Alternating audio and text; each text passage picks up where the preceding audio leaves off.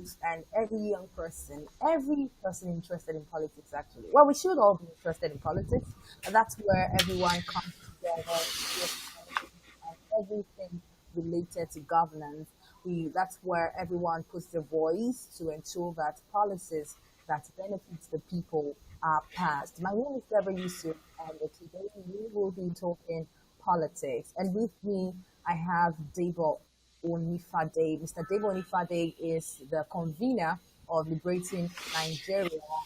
He's written a book titled Liberating Nigeria, a guide to winning elections and reviving our country. Welcome to the work program, Mr. Debo. Thank you so much. Nice to be here on June 12th. Yes, it's Democracy Day. So, how are you feeling being a Nigerian in diaspora today? Well, for me, I I know a lot about the June 12th. I wasn't too old, but I was I remember very well, and it's emotional to me. It's really emotional that we finally got the day as a public holiday, and I think we need to just learn from it. But it's a good beginning that younger people would recognize this day because of the public holiday. A lot of young people now know about June 12th, and I hope it will help people to know a lot more about what happened and how we can learn from it in the future. So, do you think that if being set aside as a Democracy Day in Nigeria is enough room from the government to really revere that day, considering the events that surrounded that day in our country? I wouldn't say it's enough, but I think it's a right step to begin with. I think a lot of people did not know about June 12th. That's the fact. I've talked to young people, they know zero. But the fact that they now know it's a holiday, more people ask questions about it, and then more people will learn about it. And I think the more younger people learn about it, the more they might be tempted, they might be encouraged in future um, to go ahead. I said they might be tempted to participate in politics and governance. I mean, not necessary, but at least the fact that they know that, they know things like it was a Muslim ticket. They know that it was a time Nigerians came together to fight the military. Uh, I think those are things that a lot of young people have, can learn from. A lot of them don't know about it, and I think when they because when they ask questions from older people, I don't know how inquisitive many of them are. That's what older people will tell them what we faced, what happened, how we came together to fight the military, things like that. And I think that should be good learning for young people. Okay.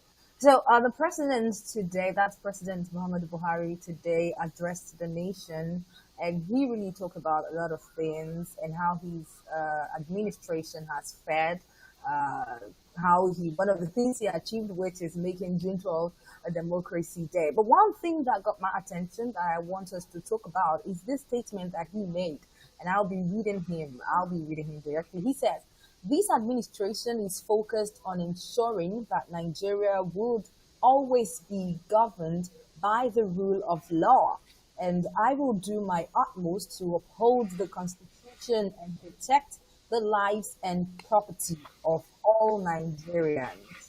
Now, this statement is basically saying the president saying that he is abiding by the rule of law and he is ensuring that lives and properties are safe in Nigeria. Do you think this is a true statement? Absolutely not. I think that This people one, get yes. detached. People get detached when they get the government. I think sometimes they don't know what's happening. Uh, I don't think that they deserve our sympathy because, you can sometimes wonder if they really get it. I think it's a responsibility of the government to deliberately find good guys, honest guys around them who are not psychopaths, who are going to tell them the truth so that they really understand what's happening. For as long as you depend on psychopaths to tell you what's happening, you're not going to hear the whole truth. Um, I think the president has to find a way to learn what's happening in Nigeria so that they can help him act better. I think It just indicates they don't know what's happening. Hmm. Yeah. What steps would you advise for this? Because reading your book and getting to talk to you, one would believe that you are someone who is always ready to advise the government on the policies to take, the steps to take, and what other things. So for me, the first thing is knowledge. Okay, and that's why I wrote my book. The first thing is you need to know what's happening, and that means surrounding yourself with some people that will tell you the truth. That's the first thing that you need to do. I say, if you don't do that, then you're not, because you're at a very high position. It's difficult for you to see what's happening all around. So you need to get people around you that fully get it, that know what's happening, and that will tell you the truth, even if you don't want to hear it. And those people need to tell the president about a lot of actions from police people, from I don't want to use the word brutality, but those people need to tell the president what's happening, and they need to tell him that Boko Haram is not degraded. They need to tell him that Northeast is still in flames. People are still doing what they know how to do best. Yeah, they need to tell. He needs to know that. So it's a different scenario if he knows and is just coming to tell us lies. But I'm trying to give him the benefit of doubt that maybe he doesn't get it. I think, and the first thing he needs to do is to find people around him that get it. The second thing is that this is probably an area that's not, my area of expertise, but I talk about security. For Christ's sake, people have been complaining. Remove the service chiefs and try new hands. That I think should be a simple thing to do.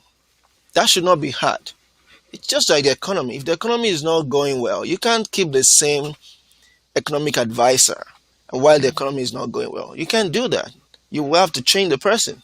If you're having problems with police, you change the IG. And he has done that, I think, once or twice. So if we're having problems with security of lives, especially the Northeast, period, change them. So the challenge is for people, because when you change them, you give people new opportunity. You give opportunity to other people. And if you talk about security